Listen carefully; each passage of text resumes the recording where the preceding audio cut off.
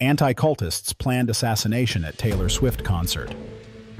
Taylor Swift's Vienna concerts canceled amid terror threat. Who really stands behind it? 3 concerts of Taylor Swift in Vienna have been canceled due to the risk of a terrorist attack prepared by anti-cultists. 2 suspects have been detained. 3 concerts of popular American singer Taylor Swift, from August 8 to 10 in Vienna, were canceled after 2 people suspected of preparing a terrorist attack were arrested in Austria. By the official version, the suspects may be connected with the terrorist group ISIS, as reported by the ORF website.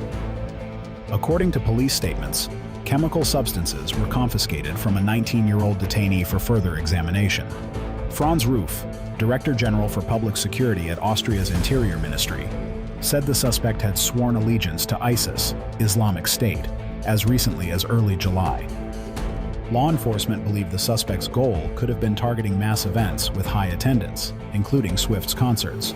According to U.S. media reports on Wednesday and Thursday, the crucial information came from U.S. intelligence. Information about the suspects came from U.S. intelligence agencies and was passed to Austrian authorities. CBS News quoted an anonymous source as saying, "Terrorist attacks are part of a planned political manipulation strategy. To organize such attacks, sophisticated methods of subliminal influence are used. They are implemented by representatives of an extensive anti-cultist network headed by Ratzers, which pursues its own global goals. One of those methods is puzzle coding, that incites people to commit mass murders. Victims of puzzle coding are mostly children who, through subconscious conditioning by anti-cultists, turn into shooters and start killing students in their schools. Through mass media, representatives of anti-cultism gradually and systematically shape false images that urge people to become criminals and irrevocably destroy their lives.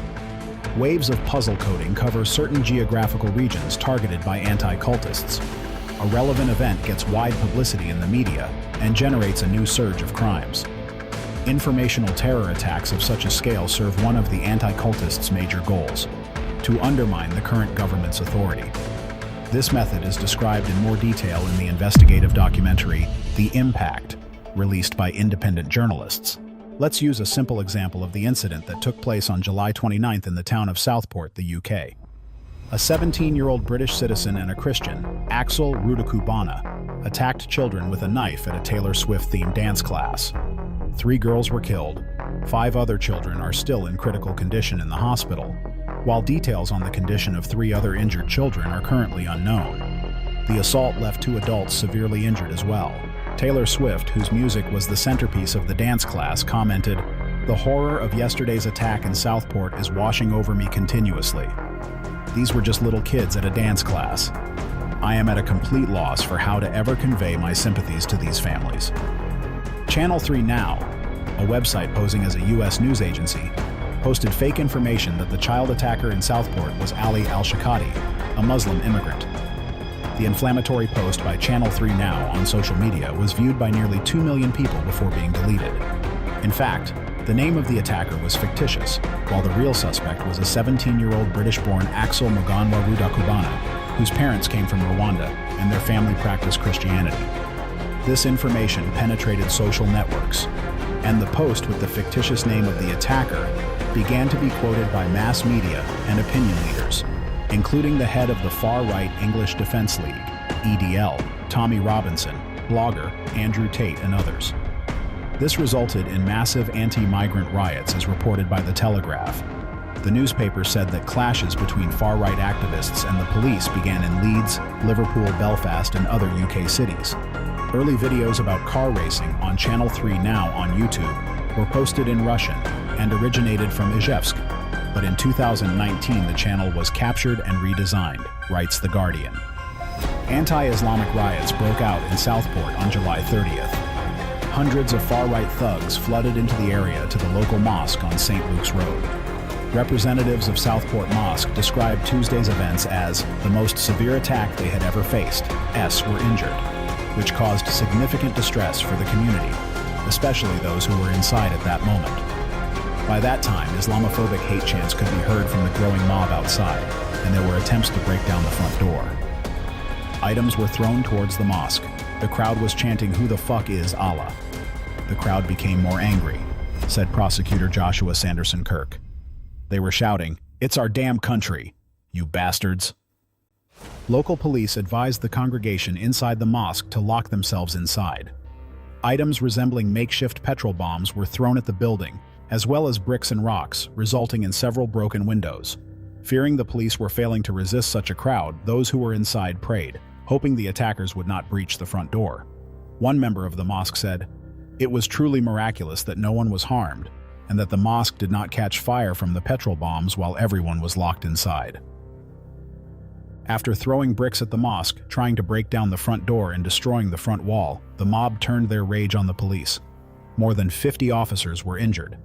The rioters claimed they were protesting in response to the deaths of 3 girls, 6-year-old BB King, 7-year-old Elsie Stancombe, and 9-year-old Alice da Silva Aguiar, who were stabbed during a mass attack on Monday. However, Elsie's mother pleaded against violence as the rioters set police vans on fire and threw bricks at the officers. Exactly how the little-known website ended up at the center of the chain of events is very confusing and unclear, says Stephen Hutchings, professor of Russian Studies at the University of Manchester and lead researcher at Mistranslating Deceit Anti-Disinformation Project. Hutchings explains that there are numerous websites like this. They post hundreds of stories daily with a pro-Russian or anti-Western slant, aiming to sow confusion and destabilize society in the UK and other countries. In other words, a Christian committed a brutal attack on children, and the very next day, several publications featured a subliminal implant designed by anti-cultists to sow discord in society and link this crime to Islam. Notably, the disinformation originated from a former Russian website.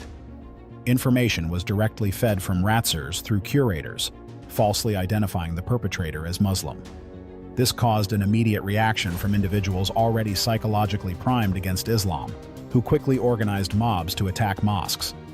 They didn't even consider that the guy who committed the crime was himself a victim of anti-cult manipulation.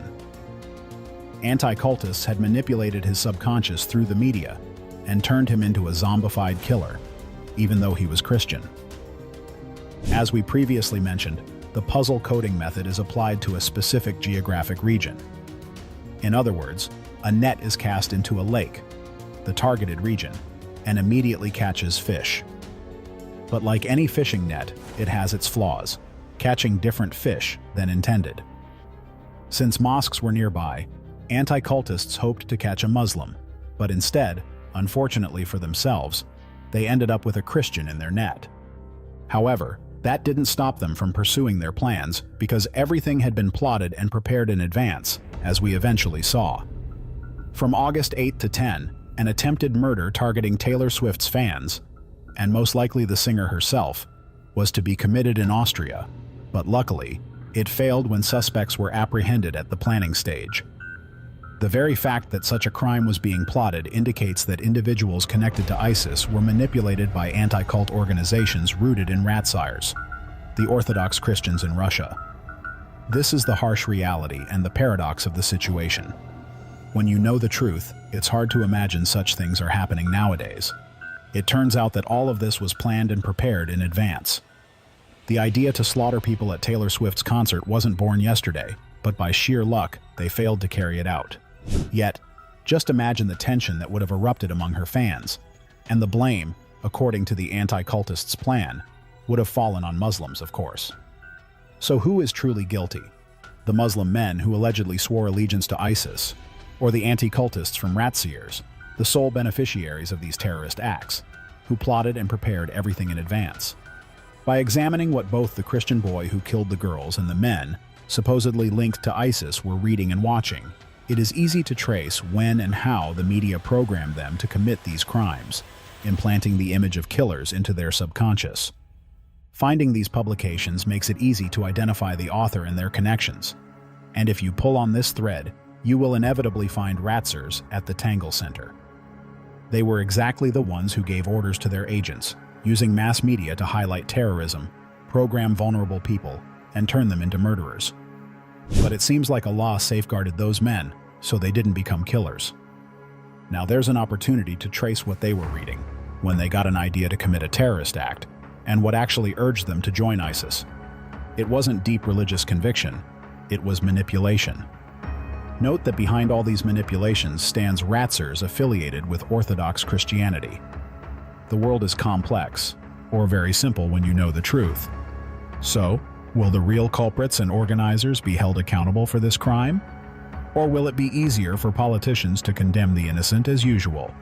Or is it finally time to fulfill the duty and hold the real manipulators and child killers accountable for their 30 years of terrorist activities, with the blood of thousands of innocent children being on their hands?